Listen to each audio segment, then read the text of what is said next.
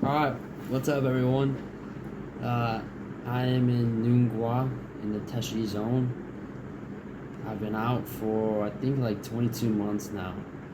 So it's definitely been some time and things are starting to wrap up, which is kind of crazy. But things are going well over here. I'm with Other Kalunji. He's from DR Congo. Really working well together, having lots of great experiences. We just had a zone baptism on June 30th, so that went really well. The Bisons were actually able to come as well.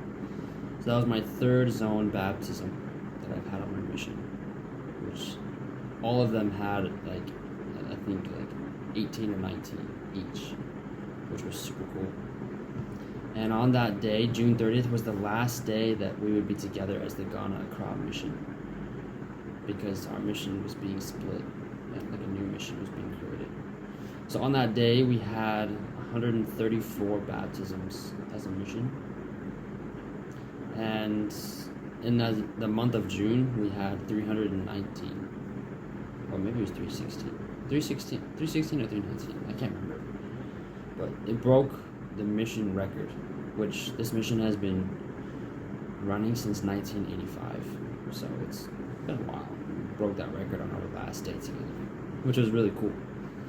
So the Accra North mission is now composed of all of the zones that are in the bush, and like a few that aren't. Like just everything from like the middle of our map up. And I really wanted to go there because I thought that that zone or that mission would like extend past Hohoi, which is where the farthest point was, my last area. But it doesn't. It's actually just the same areas as our mission. So I've already served almost a whole year in that mission before it was created. So I'm kind of glad that I stayed here in this mission. So I'm now officially in the Ghana Accra East mission. There's no more Ghana Accra mission. It's now the East, West, and the North. So it's pretty awesome. Anyway, I don't really know, like, time's just really flying. Like the weeks, P-Day comes, next thing you know, it's Sunday the next week. I don't even know how time moves this fast. It's crazy. But I've had so many experiences lately where I've just been reading the scriptures. I actually just finished the Book of Mormon on the 4th of July. Like the only memorable thing I did this 4th of July, which is honestly really cool.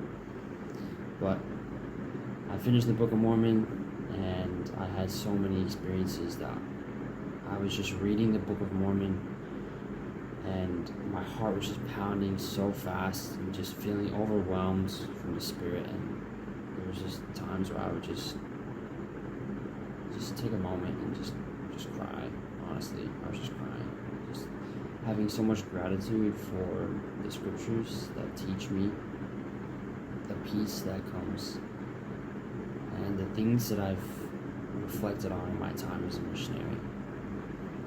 Not only the truths, the testimony that I've gained, which is the most valuable thing I could ever gain, but also the family.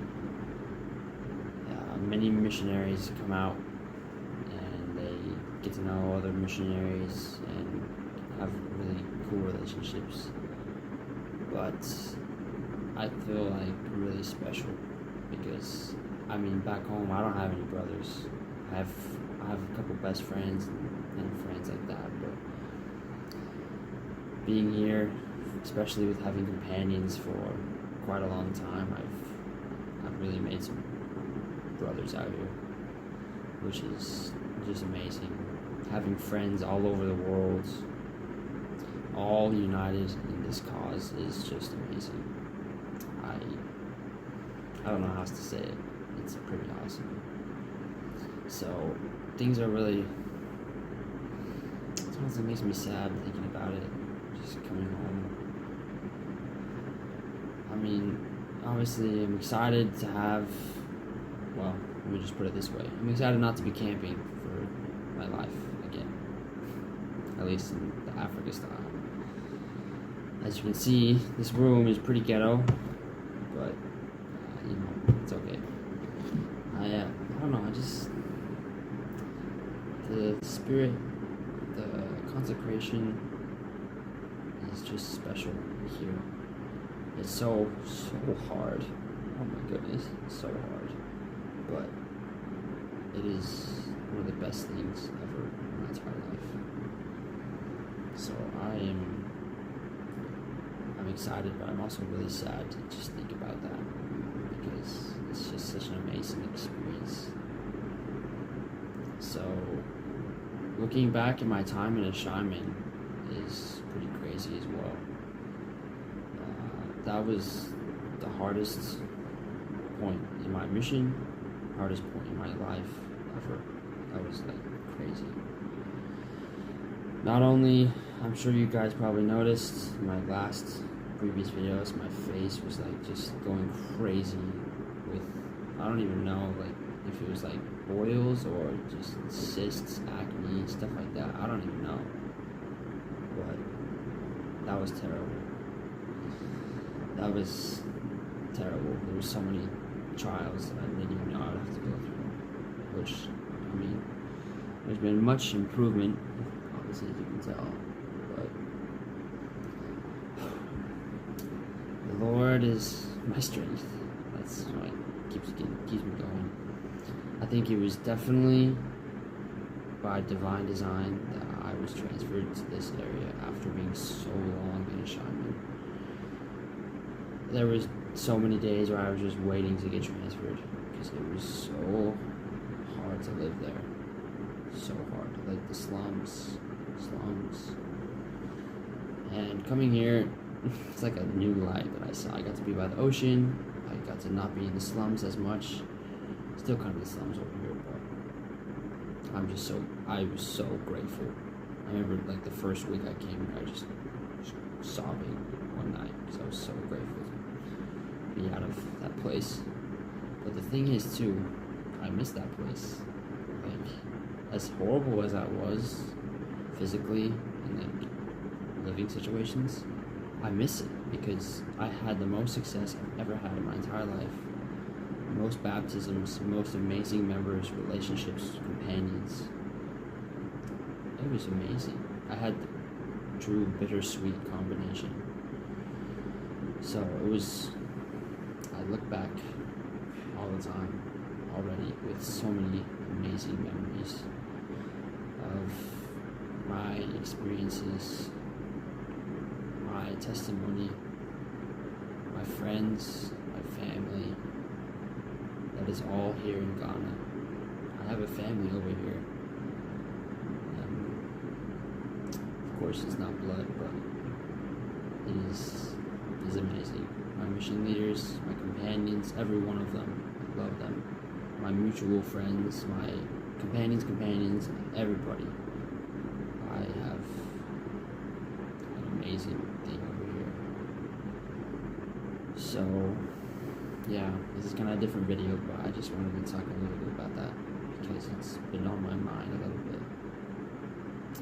Coming home is going to be weird. I still have like all of July. I think it's July 8th or July 9th today. I have all of July, all of August, and then I think I'll be going like September 5th. So I actually made a challenge for myself for the last 60 days to wake up on the dot, go iron my shirt. From there, I work out until from like 6:45, 7 to like 7:45, eat breakfast, shower, study until 9:30. Make sure I do that just every single day, no matter what. Just keep myself in a routine. Then when I come home, same routine: journal, journal, dinner, shower, bed on time. Because adjusting back to normal life is going to be really difficult. And I want to try and make it as easy as possible, having a routine. So really trying to set that in stone, get things going even more than it already is. So I have small time left, but I'm so grateful for everything that I've been through. Trials, man, they're so hard. Trials really get to me, but I feel I've been refined by them. I was talking with one of my missionary friends. He's actually Rushton Shaw, which he's one of my bros for life. He asked me to describe what mission is in like 2 words, and the way I put it was aggressively refined, which in my situation, in my experience, that is exactly what has happened to me. So I feel like I'm just a new person, and the gospel is just a part of me that I can never let go, which has never been like that for me before. So it's pretty amazing, and being excited and loving everything about the church, the Savior. It's just a part of me now. So I know you can probably see my tag right here. It's like super faded and it's tired. It's definitely tired. Even though the tag will someday come off, I'm still a missionary. I always will be. So I love all of you. I am so excited to be home, but also so sad at this time out here. But I hope you guys had a good 4th of July. Spend time with your families. Had a barbecue. I had a sandwich the other day, which is so awesome. It's like the best thing ever. I did feel sick from it though, which is kind of sick. But things are looking good here. So 22 months, 2 more to go.